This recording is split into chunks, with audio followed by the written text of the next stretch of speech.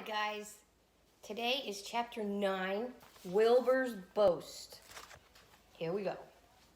A spider's web is stronger than it looks.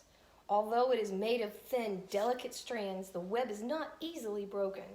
However, a web gets torn every day by the insects that it kicks around in it, and a spider must rebuild it when it gets full of holes. Charlotte liked to do her weaving during the late afternoon, and Fern liked to sit nearby and watch. One afternoon, she heard a most interesting conversation and witnessed a strange event. "You have awfully hairy legs, Charlotte," said Wilbur, as the spider busily worked at her task. "My legs are hairy for a good reason," replied Charlotte. "Furthermore, each leg of mine has 7 sections. The coxa, the trochanter, the femur, the patella, the tibia, the metatarsus, and the tarsus." Wilbur sat bolt upright. "You're kidding," he said. "No, I'm not either." "Say those names again. I didn't catch them the first time." "Coxa, trochanter, femur, patella, tibia, metatarsus, and tarsus." "Goodness," said Wilbur, looking down at his own chubby legs. "I don't think my legs have 7 sections." "Well," said Charlotte, "you and I lead different lives. You don't have to spin a web. That takes real leg work." "I could spin a web if I tried," said Wilbur, boasting. "I've just never tried." "Let's see you do it," said Charlotte. Fern chuckled softly, and her eyes grew wide with love for the pig. "Okay," replied Wilbur. "You coach me and I'll spin one. It must be a lot of fun to spin a web. How do I start?" "Take a deep breath," said Charlotte, smiling. Wilbur breathed deeply. "Now climb to the highest place you can get to, like this." Charlotte raced up to the top of the doorway. Wilbur scrambled to the top of the manure pile. "Very good," said Charlotte. "Now make an attachment with your spinnerets. Hurl yourself into space and let out a drag line as you go down." Wilbur hesitated a moment, then jumped out into the air. He glanced hastily behind him to see if a piece of rope was following him to check his fall. But nothing seemed to be happening in his rear. And the next thing he knew, he landed with a thump. Boom! And he grunted. "Ugh!" Charlotte laughed so hard her web began to sway. "What did I do wrong?" asked the pig when he recovered from his bump. "Nothing," said Charlotte. "It was a nice try." "I think I'll try again," said Wilbur cheerfully. "I believe what I need is a little piece of string to hold me." The pig walked out to his yard. "You there, Templeton," he called. The rat poked his head out from underneath the trowel. "Got a little piece of string I could borrow?" asked Wilbur. "I need it to spin a web." "Yes, indeed," said Templeton, who saved string. "No trouble at all, anything to oblige." He crept down into his hole, pushed the goose egg out of the way, and returned with an old piece of dirty white string. Wilbur examined it. "That's just the thing," he said. "Tie one end to my tail, will you, Templeton?"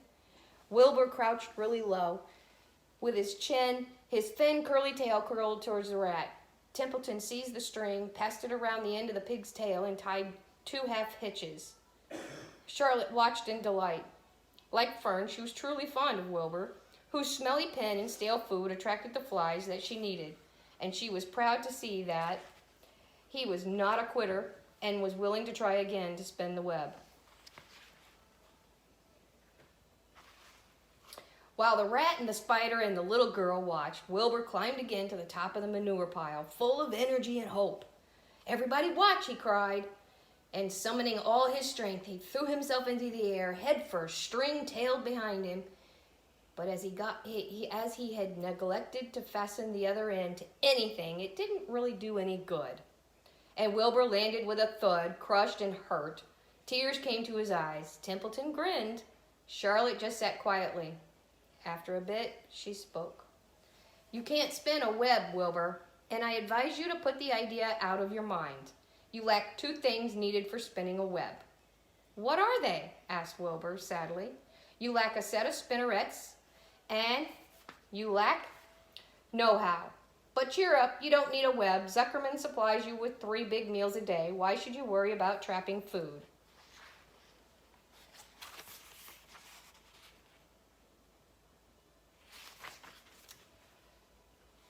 Wilbur sighed. You're ever so much cleverer and brighter than I am, Charlotte. I guess I was just trying to show off. Serves me right.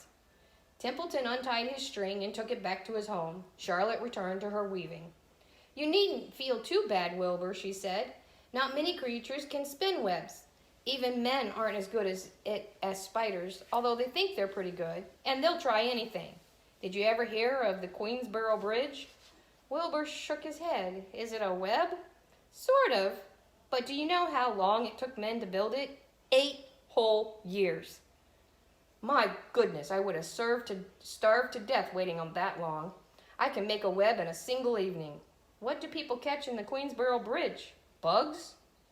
Asked Wilbur. No, they don't catch anything. They just keep trotting back and forth across the bridge, thinking there is something better on the other side.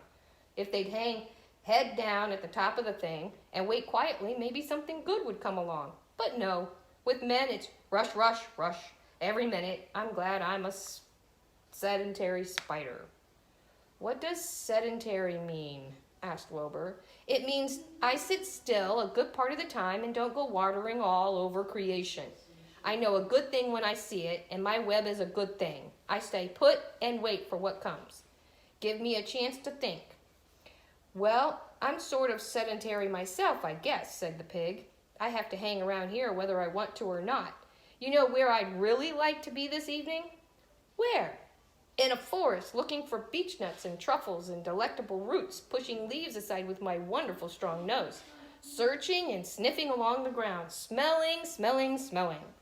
You smell just the way you are, remarked a lamb who had just walked in. I can smell you from here. You're the smelliest creature in the place. Wilbur hung his head. His eyes grew wet with tears. Charlotte noticed his embarrassment, and she spoke sharply to the lamb. Let Wilbur alone, she said. He has a perfect right to smell considering his surroundings.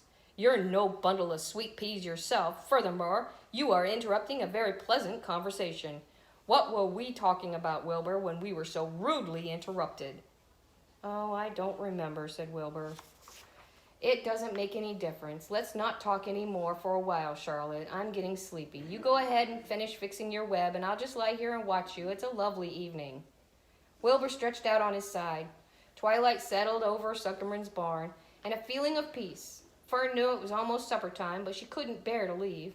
Swallows passed on silent wings in and out of the doorways, bringing food to their young ones. From across the road, a bird sang, whip-a-woo, whip-a-woo. Lurvy sat down under an apple tree and lit his pipe. The animal sniffed the familiar smell of strong tobacco. Wilbur heard the trill of the tree toad and the occasional slamming of the kitchen door. All these sounds made him feel comfortable and happy, for he loved life and loved to be part of the world on a summer evening. But as he lay there, he remembered what the old sheep had told him. The thought of death came to him, and he began to tremble with fear. Charlotte, he said softly. Yes, Wilbur, I don't want to die. Of course you don't, said Charlotte in a comforting voice. I just love it here in the barn, said Wilbur. I love everything about this place. Of course you do, said Charlotte. We all do. The goose appeared, followed by her seven goslings. They thrust their little necks out and kept up a musical whistling like tiny little troop of pipers. Wilbur listened to the sound with love in his heart. Charlotte, he said. Yes, said the spider. Were you serious when you promised you would keep them from killing me? I was never more serious in my life. I'm not going to let you die, Wilbur. How are you going to save me? Asked Wilbur, whose curiosity was very strong at this point. Well, said Charlotte vaguely, I don't really know, but I'm working on a plan. That's wonderful, said Wilbur. How is the plan coming, Charlotte? Have you got very far with it? Is it coming along pretty well? Wilbur was trembling again, but Charlotte was cool and collected. Oh, it's coming all right, she said lightly. The plan is still in its early stages and hasn't completely shaped up yet, but I'm working on it. When do you work on it? Begged Wilbur. When I'm hanging head down at the top of my web. That's when I do my thinking, because then all the blood is in my head. I'd be only too glad to help in any way I can. Oh, I'll work on it out alone. I can think better if I think alone.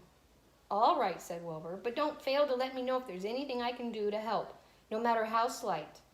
Well, replied Charlotte, you must try to build yourself up. I want you to get plenty of sleep and stop worrying. Never hurry and never worry. Chew your food thoroughly and eat every bit of it. Except you must leave just enough for Templeton. Gain weight and stay well. That's the way you can help. Keep fit and don't lose your nerve. Do you think you understand? Yes, I understand, said Wilbur. Go along to bed then, said Charlotte. Sleep is important. Wilbur trotted over to the darkest corner of his pen and threw himself down. He closed his eyes. In another minute he spoke. Charlotte? Yes, Wilbur? May I go out to my trough and see if I left any in my supper? I think I left just a tiny bit of mashed potatoes.